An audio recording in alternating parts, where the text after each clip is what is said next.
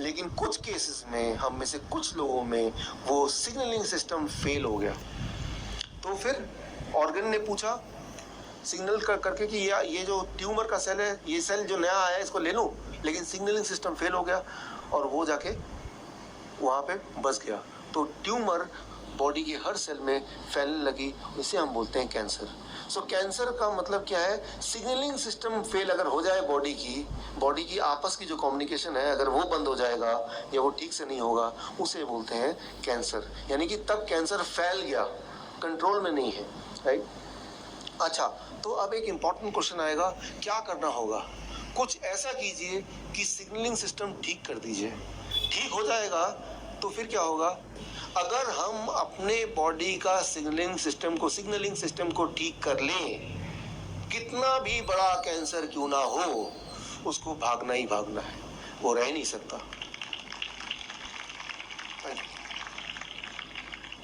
ये सब गॉड का बनाया हुआ है, हम सबके अंदर पहले से ही है, सिर्फ इसको ऑन करना, इसको यूज कैसे करना, उतनी छोटी सी बात है, राइट। सवाल ये कि सिग्नलिंग सिस्टम को ठीक करें कैसे? उसके लिए एक सवाल आता है, सिग्नलिंग सिस्टम गड़बड़ हुआ कैसे, खराब कैसे हो गया? बहुत सारे कारण हैं उसमें, लेकिन एक कारण मैं बताना चाहता हूँ।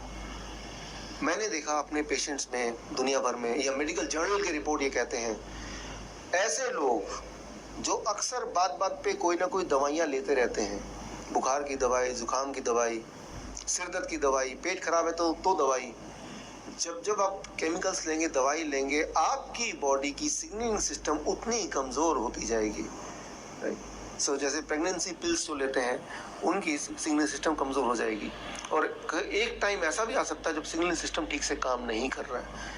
तो ये तो हुआ कारण कि अगर आपके बॉडी में किसी भी तरह से केमिकल जाता है तो सिग्नलिंग सिस्टम खराब होगा ही होगा। उसके लिए एक छोटी सी बात मैं आपको बताता हूँ। जब आप किसी भी तरह का डायग्नोसिस कराते हैं, जिसमें रेस, एक्सरे है, सीटी स्कैन है, एमआरआई है, ये सारी चीज़ें एक काम करती है, आपके बॉडी का सिग्नलिंग सिस्टम को खराब कर देती है।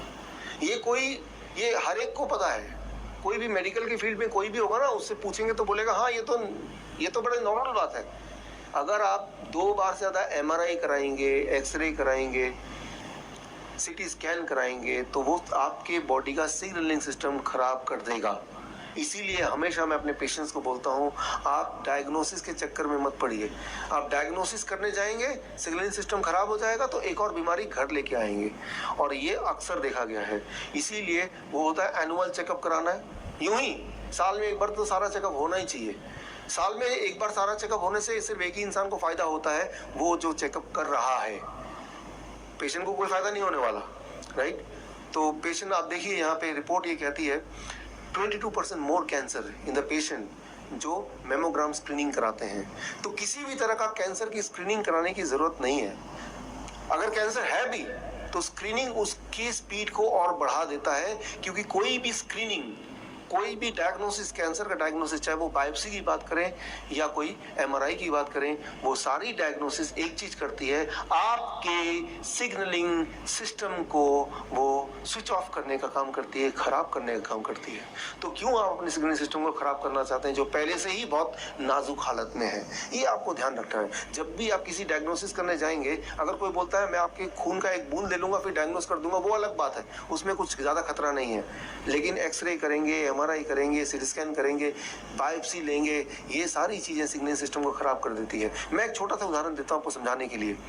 इमेजिन कीजिए कि किसी एक पेशेंट का कोई एक ट्यूमर है, वो साइज में इतना सा है। डॉक्टर के पास गया कि देखिए क्या है, बोलेगा ये पता नहीं लग रहा क्या है, हो सकता है कैंसर हो सकता नहीं हो। कैसे पता चलेगा?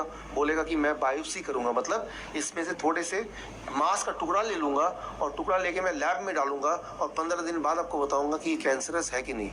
एक इंपॉर्टेंट बात मैं आज इस मंच से आपको बताना चाहूंगा कि अगर वो कैंसरस नहीं भी था, लेकिन जैसे ही उसको छेड़ेंगे, काट छाट करेंगे, उस प्रोसेस में वो कैंसरस बन जाता है।